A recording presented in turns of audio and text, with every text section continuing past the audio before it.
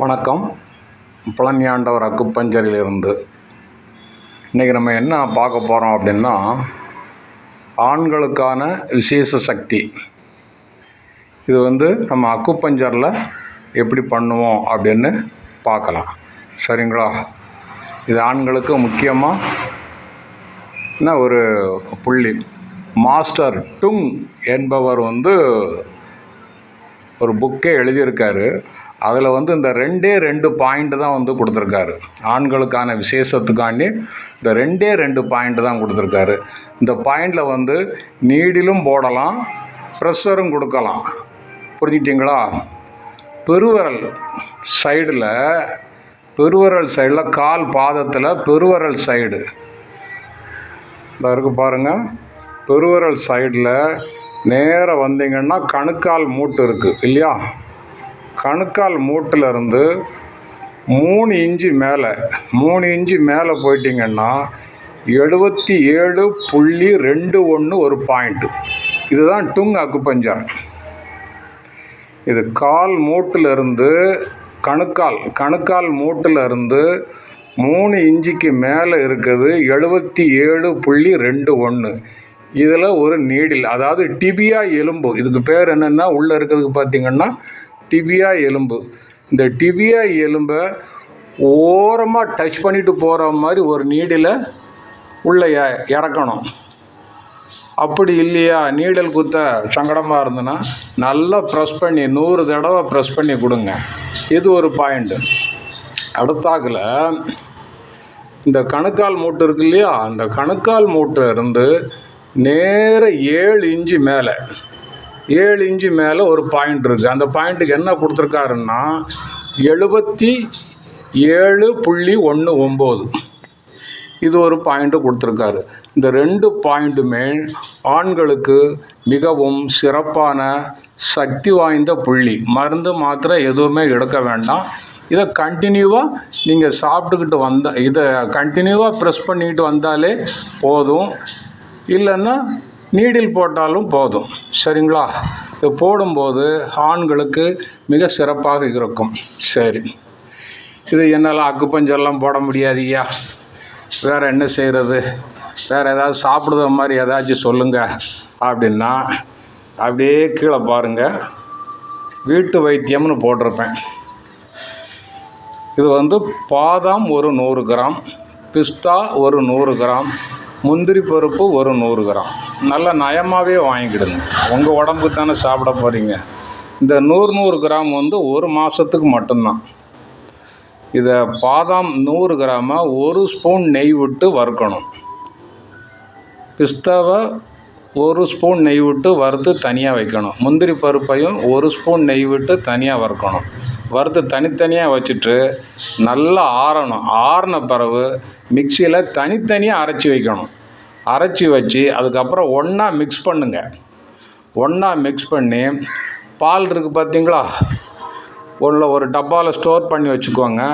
நைட்டில் பசும்பால், பாக்கெட் பால் வேண்டாம், பசும்பால் கொஞ்சம் தண்ணி கலந்து, ஏற்கனவே தண்ணியாக தான் வரும், என்ன செய்கிறது, கொஞ்சம் தண்ணி கலந்து நல்லா கொதித்து வந்தோடனே இறக்கி வச்சு பனங்கள் கண்டு போடுங்க, இல்லாட்டி கருப்பட்டி போடுங்க, இல்லாட்டி வெல்லம் போடுங்க. சீனி போட வேண்டாம். அப்புறம் அதை எடுத்து வச்சுக்கிட்டு 1 ஸ்பூன் இந்த பவுடரை, 3 கலந்த பவுடரை 1 ஸ்பூன் கலந்து குடிச்சிக்கிட்டே வாங்க. இந்த இப்போ 300 கிராம் சொல்கிறது 1 மாதத்துக்கு மட்டும்தான். இப்படி நீங்கள் கண்டினியூவாக போகணும், கண்டினியூவாக சாப்பிட்டுக்கிட்டு இருக்கணும். ஆனால் உங்களுக்கு இது மிஞ்சி போன செலவு ஒரு மாதத்துக்கு ஒரு 400 500 தான் வரும். இதை பண்ணிக்கோங்க. இது கூட நீங்கள் எடுக்கக்கூடியது, அடுத்தாக்கில் எடுக்கக்கூடியது ஜாதிக்காய் 8 நம்பர் ஒரு மாதத்துக்கு, அவ்வளோதான் போதும். இந்த 8ஐ என்ன செய்யணும்னா 2 ஸ்பூன் நெய்யில் வறுத்து, நல்ல 8 ஜாதிக்காய் எடுத்து 2 ஸ்பூன் நெய்யில் நல்ல முழு ஜாதிக்காயை வறுத்துருங்க. வறுத்துட்டு நல்லா காஞ்ச பிறகு லேசாக நுணுக்கி மிக்சியில் அடிச்சோன்னா பவுடராக மாறிடும். இதுவும் ஒரு வேளைக்கு ஒரு அரை ஸ்பூன் பால், அரை ஸ்பூன் கூட தேவையில்லை, 1/4 ஸ்பூன் போட்டு நீங்கள் ஒரு பாலில் கலந்து குடிச்சிக்கிட்டே வரணும். இது கூட நீங்கள் அத்திப்பழமும் எடுத்துக்கலாம். அத்திப்பழம் எடுத்திங்கன்னாலே இது உங்களுக்கு சரியாக வரும். இது நீங்கள் எங்கேயும் வெளியில் போக வேண்டாம், வீட்டிலே தயார் பண்ணிக்கலாம். அடுத்த முறை அடுத்தாக்கில் ஒரு வைத்தியம் ஒன்று இருக்குது. இங்கே வாங்க. நீர்முள்ளி, ஓரிதழ் தாமரை, நெருஞ்சில், கருவேலம்பிசின், அஸ்வகந்தா, தாளாமிசிறி, இதெல்லாம் ஆண்களுக்குரிய சக்திக்குண்டான மருந்து தான். ஆனால் நல்லா கேட்டுக்கோங்க, மருத்துவர்கிட்ட கேட்காம சாப்பிடாதீங்க. சாப்பிட்டீங்கன்னா அது சிக்கலில் கொண்டாந்து விட்டுரும். கேட்டிங்களா? சிலவங்க வீடியோவில் சொல்லுவாங்க, அதை சாப்பிடுங்க, ஓரிதழ் தாமரையை சாப்பிடுங்க, எவ்வளோ சாப்பிடுன்னு எவனும் சொல்ல மாட்டான். அது உங்களுக்கு பிடிச்ச டாக்டர்கிட்ட போய் கேட்டால் தான் அதில் உள்ளதை கரெக்டாக சொல்லுவான். அளவுக்கு மீறினால் அமிர்தமும் நஞ்சாத்தான் போகும். அதனால் இதை நீங்கள் எடுங்க, தப்பு கிடையாது. மருத்துவர் அனுமதி இல்லாமல் நீங்கள் இதை எடுக்கக்கூடாது. சரிங்களா? நிறைய பேர் ஃபேஸ்புக்லேயும் வாட்ஸ்அப்லேயும் டாக்டர் சொல்லுறதை கேட்டு மாத்திரையை வாங்கி ஏமாந்துக்கிட்டு இருப்பீங்க. அப்படிலாம் செய்யாதீங்க. இதே உங்களுக்கு மிக மிக போதுமானது. பாதாம், பிஸ்தா, முந்திரி, ஜாதிக்காய், அத்திப்பழம், இதுவே உங்களுக்கு ரொம்ப சுத்தமானதும் கூட, உடம்புக்கு தேவையானதும் கூட, ரொம்ப அருமையாக இருக்கும். இதை நீங்கள் சாப்பிட்டு பாருங்கள். டங் அக்குபஞ்சர் போட முடிஞ்சால் போடுங்க. அப்படி இல்லை அப்படின்னு சொன்னால் ப்ரெஸ்ஸிங் மட்டும் கொடுங்க. சரிங்களா? கண்ட மாத்திரையெல்லாம் வாங்கி போட்டு சங்கடப்படுறாதீங்க. இந்த மாதிரி மாத்திரைகள் எடுக்கும்போது ஒரு குறிப்பிட்ட அளவு தான். ஏன்னா ஒவ்வொருத்தங்க உடம்புலையும் வாதம், பித்தம், கபம் ஒவ்வொருக்கும் ஒரே மாதிரி இருக்காது, வேறு மாதிரி தான் இருக்கும். அதனால் கரெக்டாக மருத்துவர்கிட்ட கேட்டு இந்த பகுதியை எடுங்க. இது எந்த மருத்துவர்கிட்டையும் கேட்க வேண்டாம், நீங்கள் தான் மருத்துவர். இதை நீங்கள் அப்படியே சாப்பிட்டுக்கலாம். சரிங்களா?